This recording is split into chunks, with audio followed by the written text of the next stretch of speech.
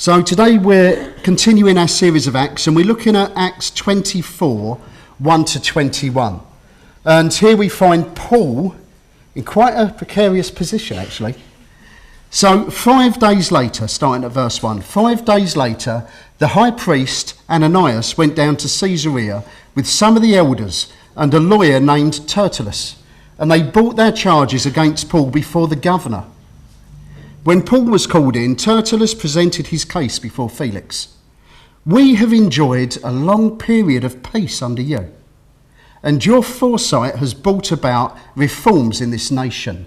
Everywhere and in every way, most excellent Felix, we acknowledge this with profound gratitude. But in order not to weary you further, I would request that you be kind enough to hear us briefly. We found this man to be a troublemaker, stirring up riots amongst the Jews all over the world. He is a ringleader of a Nazarene sect and even tried to desecrate the temple. So we seized him, but the commander Lysias came and took him from us with much violence, ordering his accusers to come before you. By examining him yourself, you will be able to learn the truth about all these charges we are bringing against him." The other Jews joined in their accusations, asserting that these things were true. When the governor motioned for him to speak, Paul replied, "I know that for a number of years you have been a judge over this nation, so I gladly make my defence. You can easily verify that no more than 12 days ago I went up to Jerusalem to worship.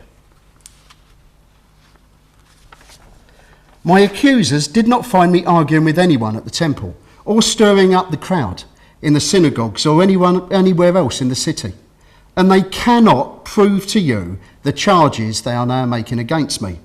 However, I admit that I worship the God of our ancestors as a follower of the way, which they call a sect. I believe everything that is in accordance with the law and that is written in the prophets. And I have found that same hope in God as these men themselves have, that there will be a resurrection of both the righteous and the wicked. So I strive always to keep my conscience clear before God and man. After an absence of several years, I came to Jerusalem to bring my people gifts for the poor and to present offerings. I was ceremonially clean when they found me in the temple courts doing this. There was no crowd with me, nor was I involved in any disturbance. But there are some Jews from the province of Asia who ought to be here today before you and bring charges if they have anything against me.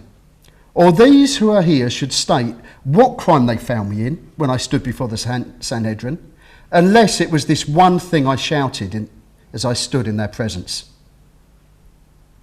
It is concerning the resurrection of the dead that I am on trial before you." So, here we find Paul before Felix, who's a governor. To find out how he got there, I'm going to turn back to Acts 23, where Paul finds himself in the middle of a riot. So I'll start from verse 10. A dispute became so violent that the commander was afraid Paul would be torn to pieces by them. He ordered the troops to go down and take him away by force and bring him into the barracks. Then a plot to kill Paul is reported, and the Roman commander Claudius Lysias, who then orders a detachment of 200 soldiers, 70 horsemen and 200 spearmen to go to Caesarea under the cover of darkness to keep Paul safe. See, Paul is a Roman citizen, so he's crying out and using that. So, can you imagine the dilemma? There's Paul, gone to practice in the synagogue, keeping himself to himself. There's no crowds with him. And suddenly he's recognised. And everybody is on him. It's huge. So they have to get Paul out. There's a plot to kill him. They're taking him off to Felix, Governor Felix, in a completely different sector. And Claudius writes a letter to Felix. So this is in Acts 23, 25 to 30. And this is the letter that he wrote to Felix. Claudius Lysias, to his excellency, Governor Felix, greetings. This man was seized by the Jews and they were about to kill him. But I came with my troops and rescued him, for I had learned that he is a Roman citizen. Actually, I was tempted to talk about our citizenship that's in heaven, but that's for another day. I wanted to know why they were accusing him, so I brought him to their Sanhedrin. I found that their accusations had to do with questions about their law, but there was no charge against him that deserved death or imprisonment. When I was informed of a plot to be carried out against the man, I sent him to you at once.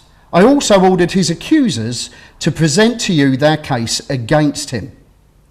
So Felix accepts Paul into his custody because he's a Roman citizen. Remember that? He's offering him that legal protection. And he says in verse 35, I will hear your case when your accusers get here. Then he ordered that Paul be kept under guard in Herod's palace. So do you remember today's reading started with 5 days later, the high priest Ananias went down to Caesarea with some of the elders and a lawyer named Tertullus. And that's where they brought these charges against Paul. Cool, what a contingency. The high priest, a lawyer, and loads of witnesses. Did Paul appear safe? Not really. Let's carry on. High priest. The high priest, Ananias ben Nebatus. He officiated as the high priest from about 47 to 52. History describes him, it's AD, history describes him as a violent, haughty, gluttonous and rapacious man. This is the high priest. A gluttonous, haughty, violent and rapacious man, and yet he was looked up to by the Jews. In Acts 23, he violates the law by ordering Paul to be struck in the face. And he will use, remember this is his character, he's going to use any way possible to stay in control and bring down this messianic movement or Nazarene sect, as stated by Tertullus, who was their lawyer. Quite a gifted lawyer. The 3 charges that they're bringing against Paul was 1, Paul was enticing people to riot throughout the Roman Empire. 2, that Paul was a ringleader in the sect of the Nazarenes, actively disrupting Jewish services that were legitimised. Judaism was a legitimate religion under Roman state. You could practice that. But they're saying that Paul was disrupting them and trying to bring in new gods and taint it, which is illegal under Roman law.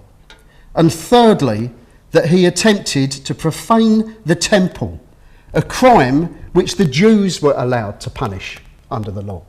So they're trying to get him 3 different ways. See, 1, we can judge him as a Jew because he's doing this and you've given us the right to do so. 2, he's acting illegally, bringing in new gods and disrupting legal services. And 3, riots. He's causing riots right through the province.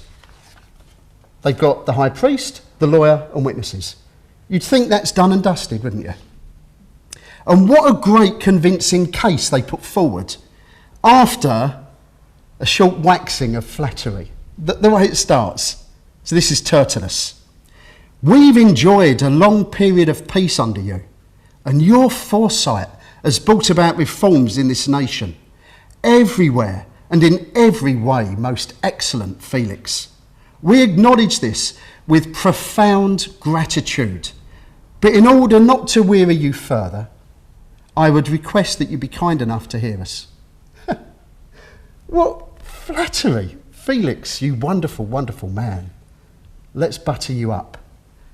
We have found this man to be a troublemaker, stirring up riots amongst the Jews all over the world. He is a ringleader of the Nazarene sect, and they go on and on and on. So they portrayed themselves even as the victims of the commander Lysias. Now, not all translations have this verse, But it says, but the commander Lysias came to us and took him from us with much violence, ordering his accusers to come before you.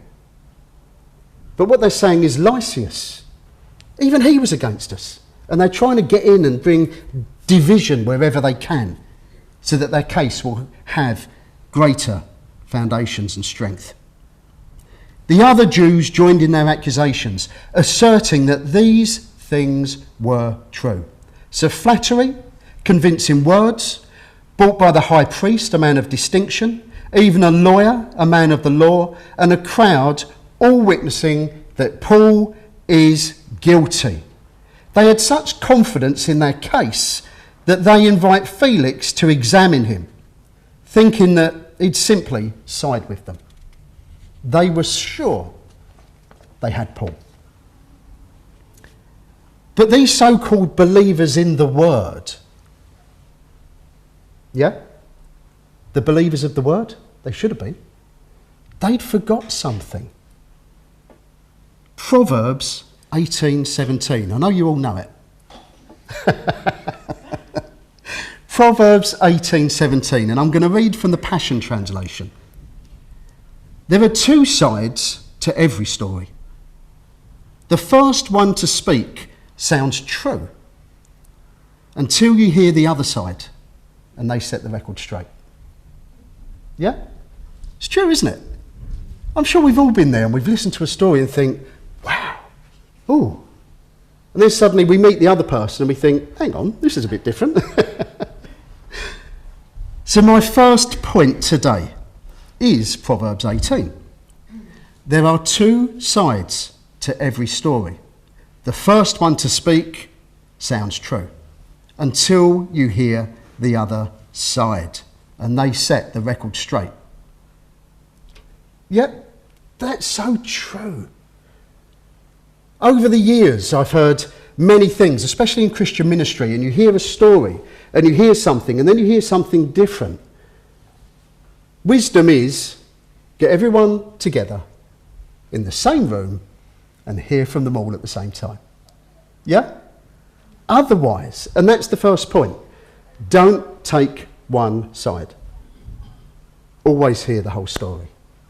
Investigate, delve, especially when it comes to the gospel as well. I love the fact that many times people ask me questions during the week. I get emails about this, that and the other. Think. Weigh all things. Truth dug out is better than truth shovelled in, isn't it? When you go and examine the scriptures for yourselves and you find it and it becomes yours, you have ownership of it, you have revelation from it. My second point comes off the back of that. You see, if you only listen to one side and then take that story further, do you know what that's called? Gossip. It's called gossip. Gossip, which is a casual or unconstrained conversation or reports about other people which are not confirmed as truth. Know the truth. Hear. Get the lot. Proverbs 18:8. The thing is, gossip is very, very attractive, isn't it? Proverbs 18:8 says, the word of a gossip are like choice morsels going down to the inmost parts.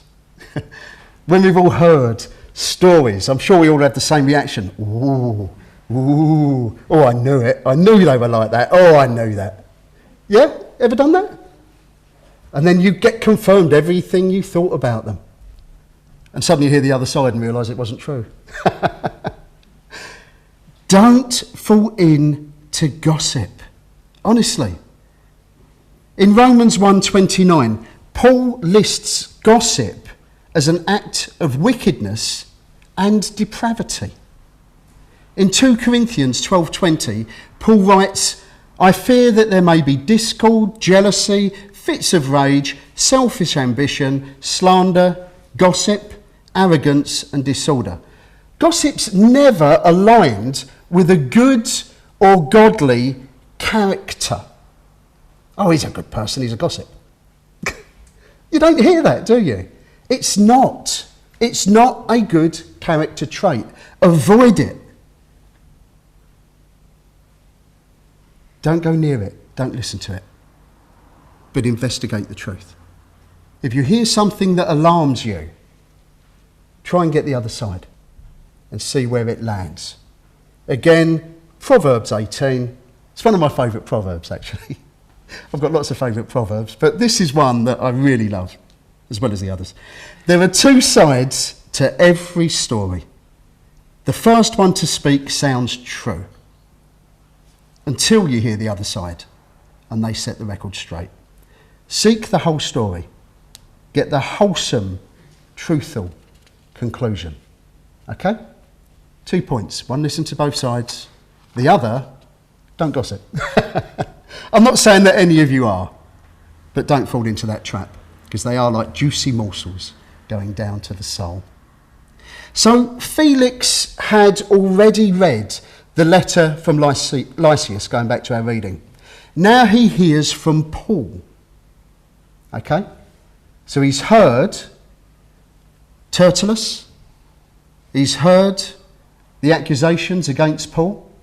He's heard the witnesses. He's got the story. Now he hears Paul. And remember the flattery that they used. Most excellent Felix. Here's Paul. Paul replied, I know that for a number of years you've judged over this nation, so I gladly make my defence. Where's the flattery there? You don't need flattery, you just need truth. Paul says, I know that for a number of years you've been a judge over this nation, so I gladly make my defence. And then he says in verse 11, you can easily verify. So he's saying, I'm telling you the truth now. You've listened to them. This is the fact. And you can easily verify this. Then he sets the record straight by recalling the facts and concludes with the truth in this matter. It is concerning the resurrection of the dead that I am on trial before you today. That's what it was all about. It wasn't about Paul causing riots. It wasn't about Paul doing this or doing that. The fact that there was division in that temple was because Paul was proclaiming the truth about the resurrection of the dead. And Jesus Christ, through whom is the first to be resurrected, that it caused offence to those who didn't want to hear. And Paul's bringing it right back to the very fact. This is what we were talking about. All that are distractions. Get to the truth. And Paul is secure in his calling and resting on God's sovereignty. He already knows God's plan for him. And this is just the working out of it. So there he is in a precarious place. Yeah, we all agree to that. They all want him dead. He's before a Gentile governor, a non-believer. Things look like they're outside of his control, don't they? Why is he there? Because they were trying to kill him. Why is he there in front of this Roman? Because they were trying to kill him. They had to sneak him out at night with guards, horses, chariots, the whole lot. Let's keep this man safe. They want to kill him. And there he is. But he's in God's sovereign plan. And he knows that.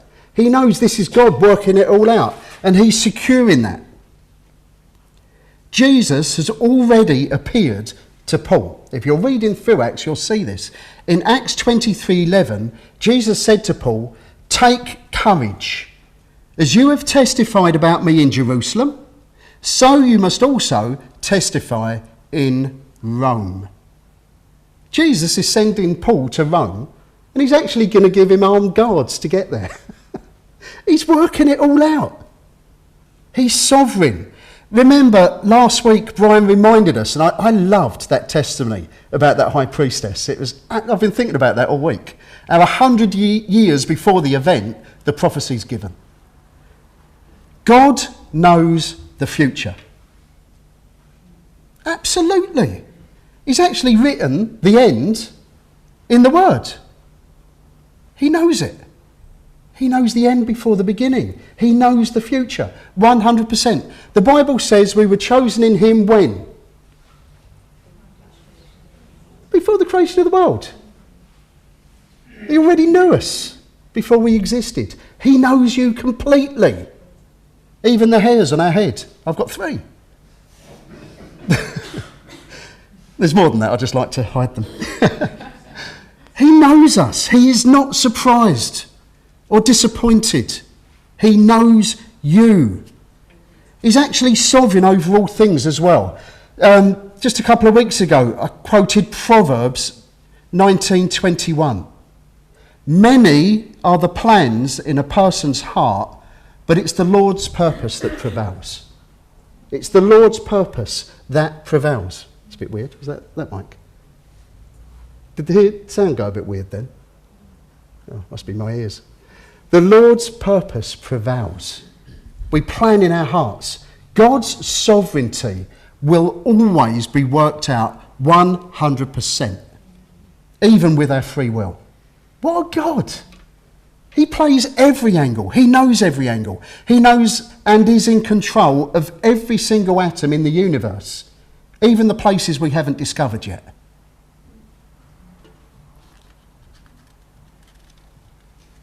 Paul knew and was steadfast in the fact that God's purpose was still at work, even in that courtroom, even with those threats, and that God's purpose would prevail. The situation was in God's control. So, point 1 was, there are 2 sides to every story, remember that? Point 2, do not gossip. Don't get wrapped up in gossip. It doesn't go anywhere. It's not righteous, it's the opposite. Point 3, the Lord's purpose will prevail. The Lord's purpose will prevail. You see, it does work out. The Jews continue to conspire further to try and get Felix moved back to Jerusalem. They carry on, but they're trying in vain. God's sovereignty is working out. Actually, Felix is swayed by them. If you carry on reading in Acts 25, he's swayed. But then in Acts 25, 9-12, it says, I'll read it. Festus, wishing to do the Jews a favour, said to Paul, "Are you willing to go up to Jerusalem and stand trial before me there on these charges? So will you go with me to Jerusalem?" He's saying that. Paul knows he's going to Rome. It's like, no. Paul answered, "I am now standing before Caesar's court where I ought to be tried. I have not done anything wrong to the Jews, as you yourself know very well. If, however, I am guilty of doing anything deserving death, I do not refuse to die. But if the charges brought against me by these Jews are not true, no one has the right to hand me over to them. Not even you, Felix. I appeal to Caesar." After Festus had conferred with his council, he declared, "You have appealed to Caesar. To Caesar you will go." Where's Caesar? In Rome. It's all working out. God's purposes being worked out. Later, even in chapter 26, King Agrippa, Bernice and Felix all agree together, this man is not doing anything, this is Paul, deserving death or imprisonment. And then Agrippa said to Festus, "This man should have been set free if he hadn't appealed to Caesar." Paul wasn't after freedom. He was after going to Rome. He didn't want his freedom. He wanted to stand in God's will. God was taking him to Rome just as Jesus told him. Isn't God sovereign? Even over your life and your situations and your circumstances. He's sovereign over you. And he's for you. He wasn't against Paul. Paul went through many trials, many sufferings, many. And yet what Paul said is, I count these momentary afflictions nothing compared to what's in store for me in glory. Why do we try to hold on to so many things that are worthless? Why do we do that? because our attention's in the wrong place. So I'm actually going to use communion as a response to this as well. And I'm going to use quite an odd verse for communion. We're going to go straight into communion. After I've read this, the communion will be handed out, and then we'll take it together. So I'll read this first. Now, today we heard about a high priest, Ananias ben Nebuchadnezzar. Remember what history records of that high priest? Wasn't a good man, was he? Didn't have godly attributes. So we heard about his failings. And as we come to communion today and celebrate this new covenant we're in, I'm going to read from Hebrews 6, 17 to 20. Because that's about our high priest. A new high priest in the order of Melchizedek. So I'll read Hebrews 6 from 17. Because God wanted to make the unchanging nature of his purpose very clear to the heirs of what he promised, he confirmed it with an oath. I'm going to read that again. Because God wanted to make the unchanging nature of his purpose very clear. This is his unchanging nature, the unchanging nature of this covenant that we are now in. He wants to make it very clear to the heirs of what he promised. Who's that? Yeah, it's us. We're the heirs of what he promised. And he confirmed it with an oath. God did this so that the two unchangeable things in which it is impossible for God to lie, who we have fled to take hold of the hope that is set before us, may be greatly encouraged. And this ties in with how we open this service. Are you ravaged with guilt? You shouldn't be. You shouldn't be. We have a new covenant. God cannot lie. He's taken away our sin. He's nailed it to the cross. And it's for freedom that he has set us free. Carrying on, verse 19. We have this hope as an anchor for our soul, firm and secure. It enters the inner sanctuary, behind the curtain, where our forerunner Jesus has entered on our behalf. For you and me, he entered. He has become a high priest forever, in the order of Melchizedek. Now down to chapter 7, 23 to 28. Now there have been many of those priests since death prevented them from continuing in office. But because Jesus lives forever, he has a permanent priesthood. Therefore, he is able to save completely those who come to God through him, because he always lives to intercede for them. What a priest we've got. The firstborn amongst those to be resurrected. He is the resurrection and the life. And this whole thing that Paul fell in trouble with was about the resurrection. We have a destiny in him that when he returns, we'll be like him. When we meet him, we'll be like him. When we see him in a twinkling of an eye, we'll be like he is. And we will have resurrected bodies like he has. And we will be with him for all eternity. How can we guarantee that? Because he's done it. And it's unchangeable, as this says. Therefore, he is able to save. Partially? No. Completely. Those who come to God through him. Because he always lives to intercede for them. Father, I want to thank you that you listen to the prayers of your Son. Jesus, I want to thank you that now, even now, you are interceding for us. Thank you for that work on the cross. Such a high priest truly meets our need.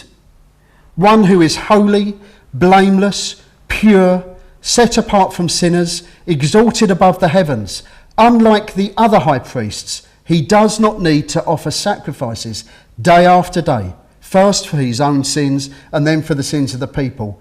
He sacrificed for their sins once and for all when he offered himself.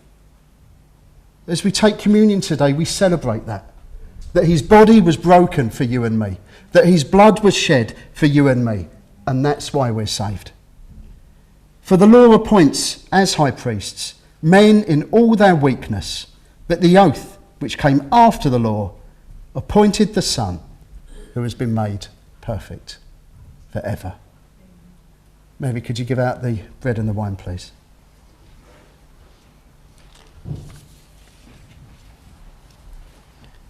As we wait for the bread and the wine to come, let's just bow our heads and just think of this wonderful, living gospel, this covenant that we're in.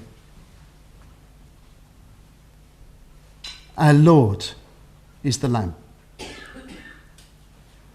The King of heaven is the one who subjected himself for you and for me, that we might live.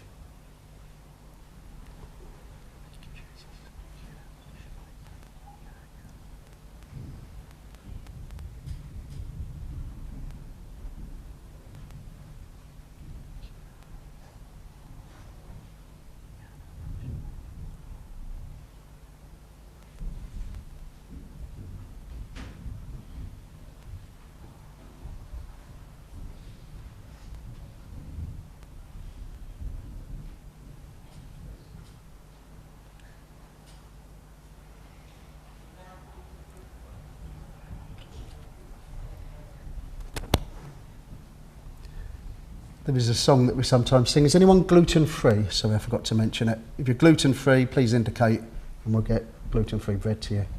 Yeah? Have you got... Oh, great. There's a song that we sometimes sing. Who am I that is it the greatest king would die for me? Or something like that. It's true though. Why me, Lord? Why did you save me? Why? And there's only one answer that you can come up with. It's because he loves you. That's it.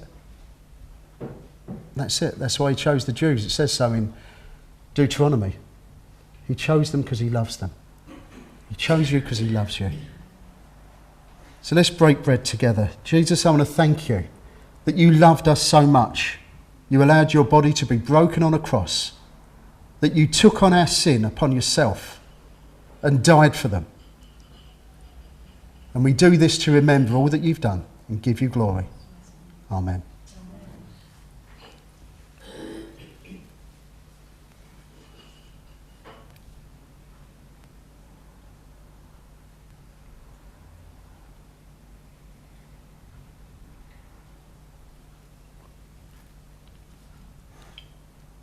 And as we take the wine, we remember his words when he said to his disciples, "Take this and drink it, all of you. This is my blood, the blood of the new covenant."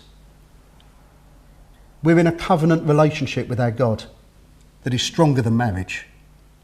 It's a covenant. Nothing can come between that. His blood is shed for you and me. Let's drink.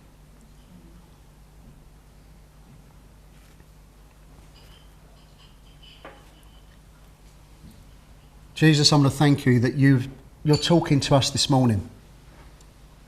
And I pray that your words will minister life to each and every one of us here this morning, for those on Zoom and those who will listen later.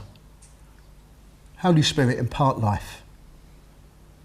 The life that you came to give us. Lord, you came to give us life, and life in abundance. So I pray, Lord, that we would have revelation of this covenant, that nothing can separate us from your love. Nothing. Not the past, not the present, not the future. No height, no depth, no angel, no demon. Nothing in all creation can come between us because of your blood, because of all that you've done, our great high priest.